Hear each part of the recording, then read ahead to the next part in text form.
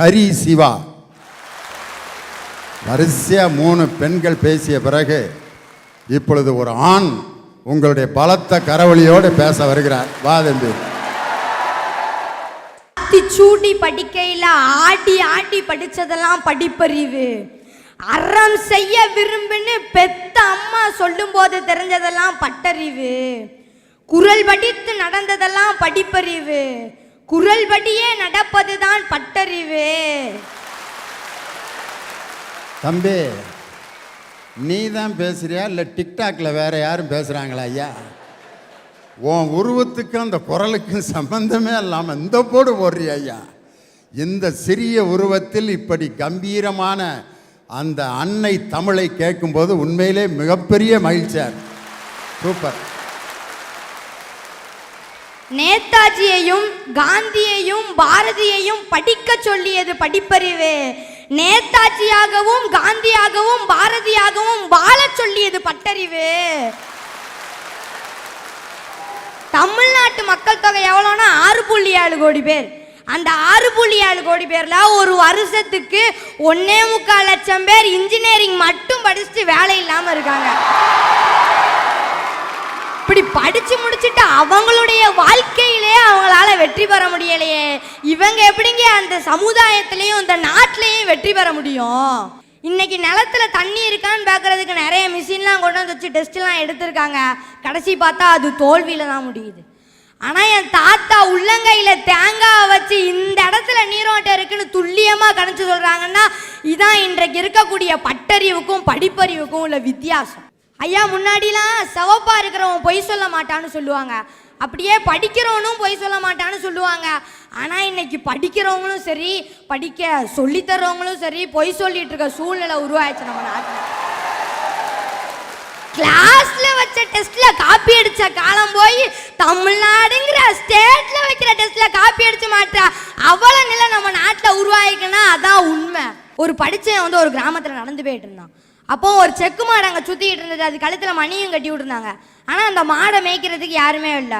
இவன் போயிட்டு மாடு அது பாட்டுக்கு சுற்றிக்கிட்டு இருக்கு. அது பக்கத்தில் ஒரு வீட்டில் ஒரு தாத்தா படுத்துருந்தார். அந்த தாத்தாவை பார்த்து மாடு அது பாட்டுக்கு சுற்றிக்கிட்டு இருக்கேன், நீங்கள் வீட்டுக்குள்ளே படுத்திருக்கீங்க அப்படின்னு கேட்கான். அதுக்கு அந்த தாத்தா சொல்கிறாரு, இல்லைப்பா நான் மாடு கழுத்தில் மணி கட்டியிருக்கேன். மாடு சுத்த சுத்த மணி சவுண்டு எனக்கு கேட்டுக்கிட்டே இருக்கும். ஒருவேளை மாடு நின்றுச்சு அப்படின்னா மணி சவுண்டும் நிற்கும். உடனே நான் போய் என்னன்னு பார்த்துருவேன் அப்படின்னு சொல்கிறேன். அதுக்கு அந்த படித்தவன் சொல்கிறான், இல்லை மாடு சுத்தாமல் ஒரே இடத்துல நின்று தலையை மட்டும் ஆட்டிகிட்டு இருந்தாலும் மணி சவுண்டு கேட்கும்ல, அப்போ என்ன பண்ணுவீங்க அப்படின்னு. உடனே அந்த தாத்தா சொல்கிறாரு, அதுக்கு தான்ப்பா என் மாட்டை நான் பள்ளிக்கூடத்து பக்கமே அனுப்பலை அப்படின்னு.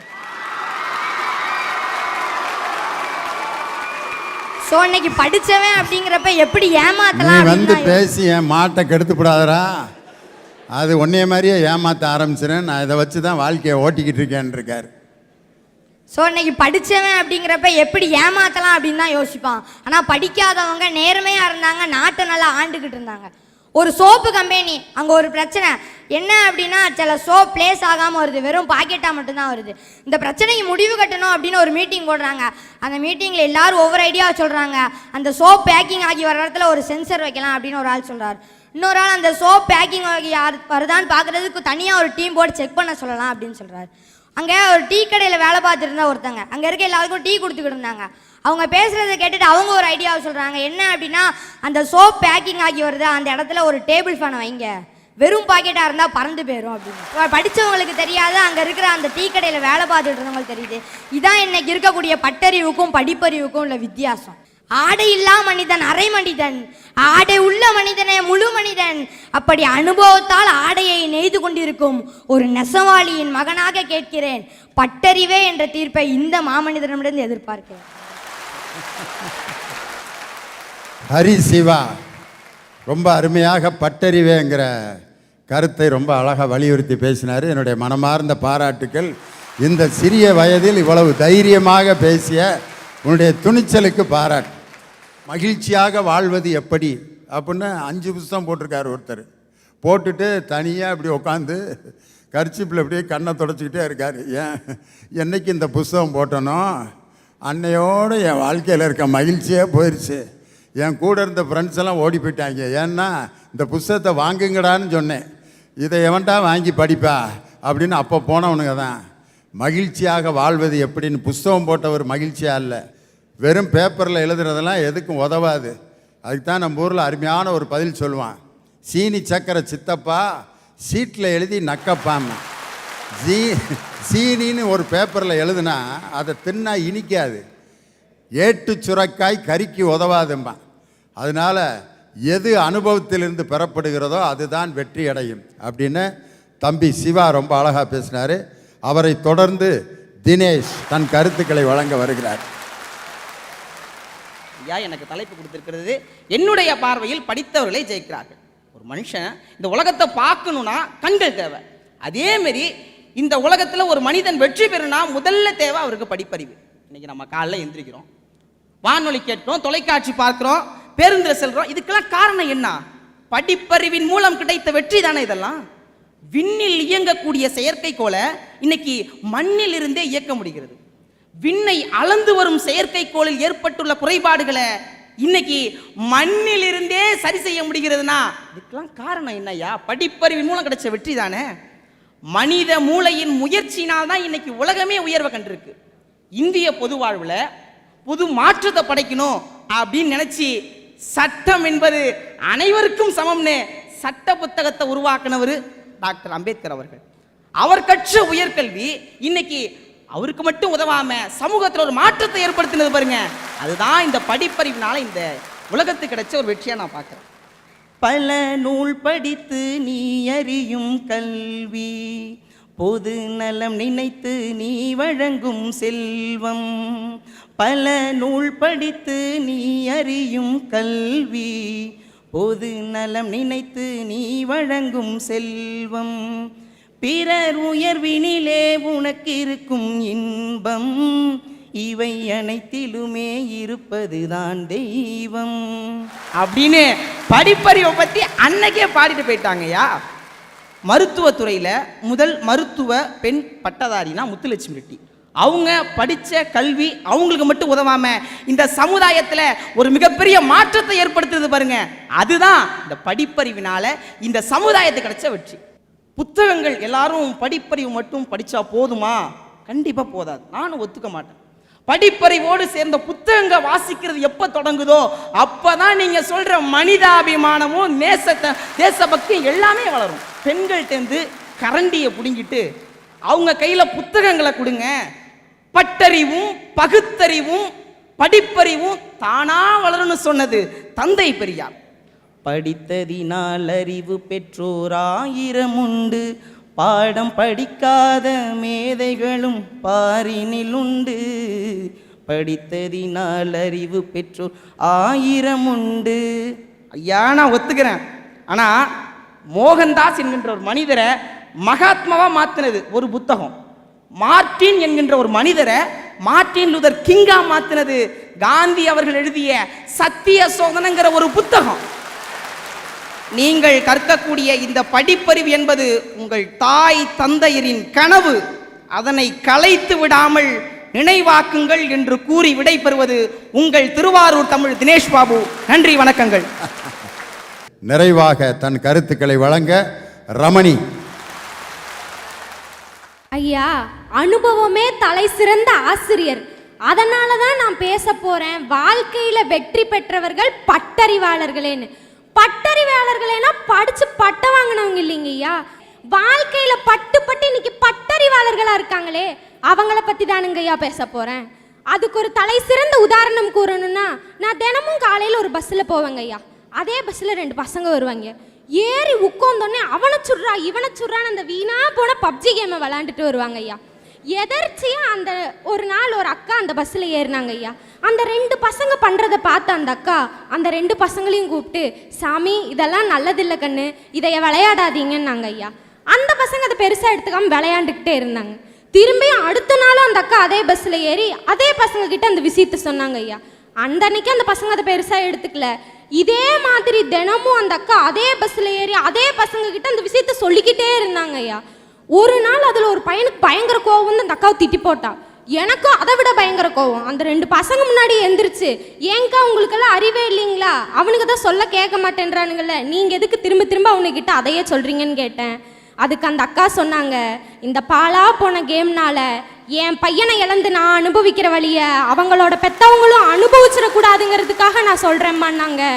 அடுத்த நிமிஷமே அந்த 2 பசங்களும் அந்த அக்காவை பார்த்து, அம்மா இனிமே நாங்கள் 2 பேரும் இந்த கேமை கண்டிப்பாக விளையாட மாட்டோம்னு சொன்னாங்க.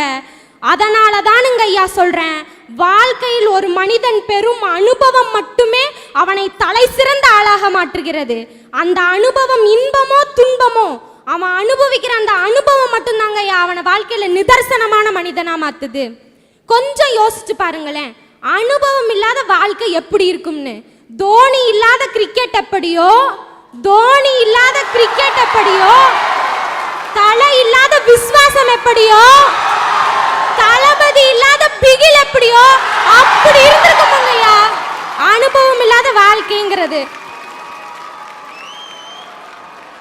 இன்னும் சொல்றேன் கேளுங்கய்யா, பசியின் அருமையை அனுபவித்ததால் தான் மதிய உணவு எனும் மகத்தான திட்டம்.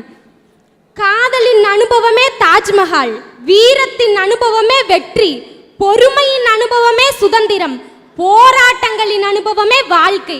இப்படி வாழ்க்கை முழுவதுமே அனுபவங்கள் நிறைந்தது மட்டும்தானுங்க ஐயா. வாய்ப்புக்கும் அனுபவத்துக்கும் பெருசா எதுவும் வித்தியாசம் இல்லை. வாய்ப்பு என்பது ஒரு மனிதனின் வாழ்வை அழகாக்கும், அனுபவம் என்பது ஒரு மனிதனின் வாழ்க்கையை ஆதாரமாக்கும். உதாரணத்துக்கு ஒரு கதை சொல்றேன் கேளுங்க ஐயா. திடீர்னு கடவுள் உங்க முன்னாடி வந்து நின்று உங்களுக்கு என்ன வர வேணும்னு கேட்டா நீங்க என்னங்க ஐயா கேட்பீங்க? நான் வேற எதுவும் கேட்க மாட்டேன். இதே மாதிரி மக்களை சந்தோஷப்படுத்துகின்ற, சிந்திக்க வைக்கின்ற ஒரு பேச்சாளராக தொடர்ந்து இருக்கணும். இது இருந்தால் எனக்கு போதுன்னு கேட்பேன். இதை விட்டு என்னை வேற எதுவும் மாற்றிடாத அப்படின்னு தான் கேட்பேன். அதே மாதிரி ஒரு நாள் கடவுள் பூமிக்கு வந்து ஒரு பையன் முன்னாடி நின்றுறாங்க ஐயா. அந்த பையனை பார்த்து கடவுள் சொல்றாரு, உனக்கு என்ன வரம் வேணாலும் கேளு நான் தரேங்கிறார். உடனே அந்த பையன், என்ன கேட்டாலும் தருவீங்களா? கடவுள், நீ என்ன வேணாலும் கேளு நான் தரேங்கிறார். உடனே அதுக்கு அந்த பையன் சொல்றான், எனக்கு ஒரு அழகான பொண்டாட்டி வேணும். கடவுள், பர்மிஷன் கிராண்டட், உன் பேர் என்னன்னு மட்டும் சொல்லு. நீ இந்துவா இருந்தா உனக்கு அனுஷ்காவை தரேன், நீ முஸ்லீமா இருந்தா உனக்கு கத்ரீனா கைஃபை தரேன், நீ கிறிஸ்டினா இருந்தா உனக்கு ஜெனிலியாவை தரேன்றாருங்கய்யா. அந்த பையன் கொஞ்சம் கூட யோசிக்காம ஒரு பேர் சொல்றான் பாருங்க, என் பேர் அப்துல் நாராயண பெர்னாண்டஸ்.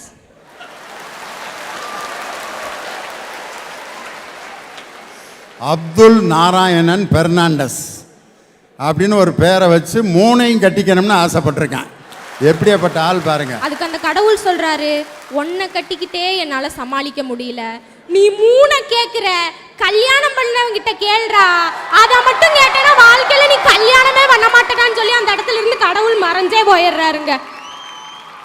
உப்பு இல்லாம கூட உயிர் வாழ்ந்துடலாங்க, ஆனா நட்பு இல்லாம உயிர் வாழவே முடியாது. அப்படிப்பட்ட நட்பு எனும் நினைவு பரிசு ஆயுசுக்கும் நமக்கு தரது இந்த கல்லூரி வாழ்க்கையில கிடைக்கிற அனுபவம் தானுங்களேங்கய்யா.